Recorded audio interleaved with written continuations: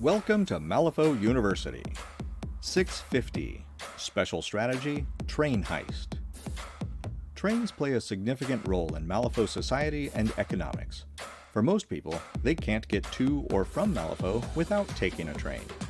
Trains connect the Badlands with the Northern Hills and many points in between. In this special strategy, you get to join the wild adventure of robbing one of these trains. You can find the Train Heist strategy in the Crew Builder app by setting your rule set to All or from the link in the notes below. Train Heist requires two different types of strategy markers. The train markers are on 50mm bases, and you'll need 5 of them. They'll be height 4 and climbable, so if you can make them look like train cars, that'd be cool. The other strategy markers are loot markers. These are on 30mm bases, and you'll need 10 of them, but they have no height or other terrain traits.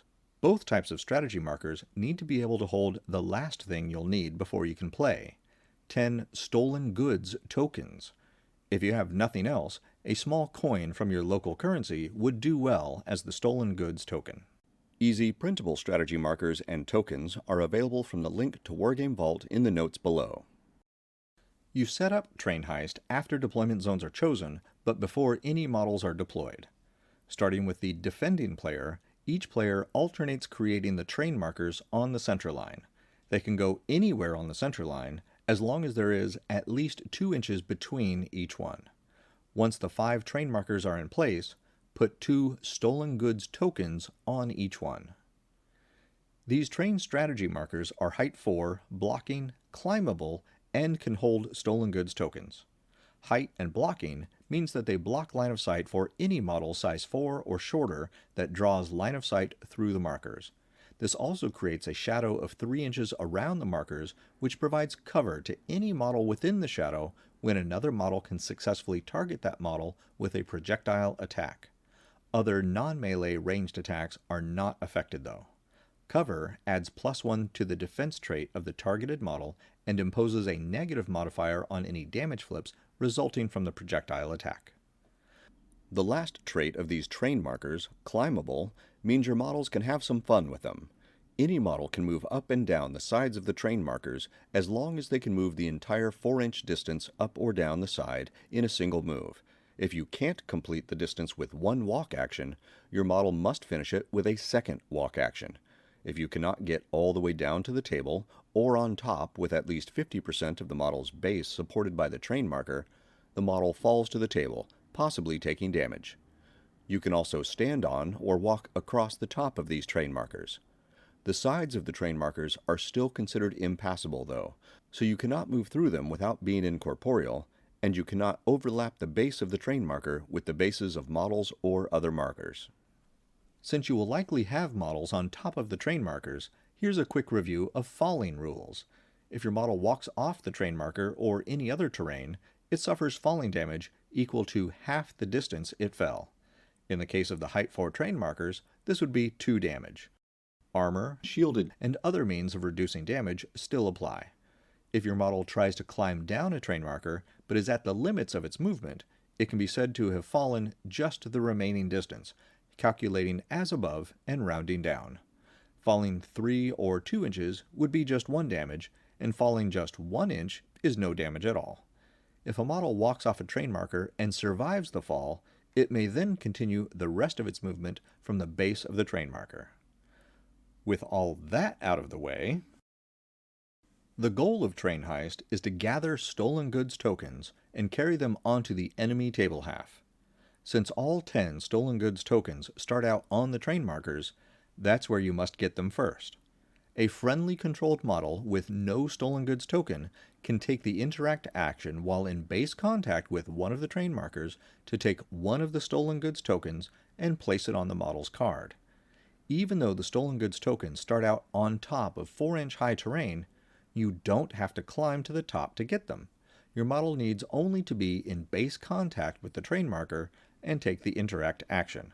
Keep in mind that the train markers are not a source of limitless stolen goods tokens. Each train marker starts with 2 tokens, and once they are removed, that's it. The train markers do not produce more tokens.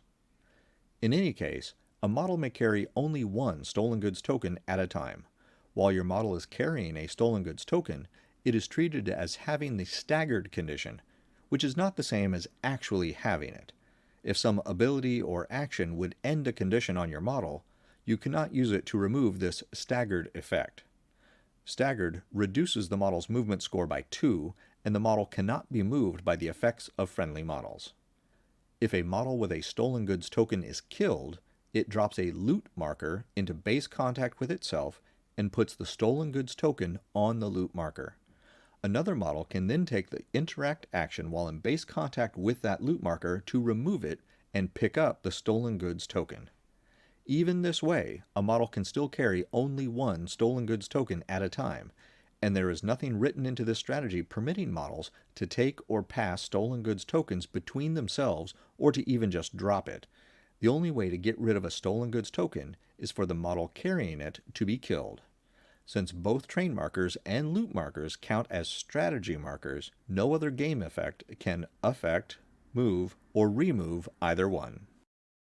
At the end of each turn after the first, a crew gets 1 victory point if it has more models with stolen goods tokens on the enemy table half than it has scored victory points from this strategy. So if you have 1 model with stolen goods on the enemy half at the end of any turn after the first, you get 1 point. To score another point, you'd have to have 2 models with stolen goods on the enemy half, and so on. No matter how many models with stolen goods you have on the enemy half, you never score more than 1 victory point in any turn. Remember that models with summon upgrades or tokens cannot interact and don't count for friendly schemes or strategies for the turn they are summoned. If you summon a model near a train marker or a loot marker, it won't be able to interact that turn to take the stolen goods token. Since this strategy uses the gaining grounds rules, those summoned models will not be able to interact with the strategy markers in any turn as long as they have their summon upgrades or tokens, and both the train markers and the loot markers count as strategy markers. Let's see this in action.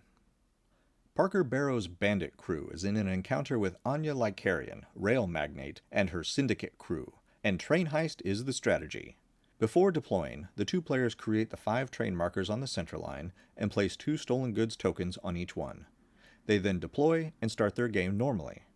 Both players spend the first turn getting models across the playing area, and in the second turn, Mad Dog Bracket and a Surveyor both have stolen goods tokens and have just snuck around to the other side of the train marker and table, scoring the victory point for their crews. In turn 3, both crews will need to have 2 models with stolen goods tokens on the enemy table half to score the next victory point. In turn 3, both the other surveyors have stolen goods markers from the other train markers and have staggered their ways across the center line.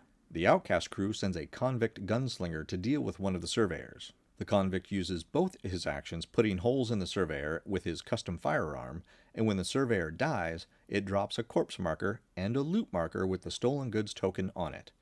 The other convict gunslinger walks over to the loot marker and takes the interact action to pick it up.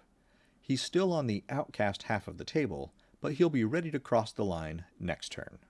Meanwhile, Pearl Musgrove has grabbed a stolen goods token from a train marker and has crossed pretty far into the syndicate side of the table. Unfortunately for Pearl, she's within range of the clockwork rifles wielded by both Catalan riflemen perched on top of these 2 train markers.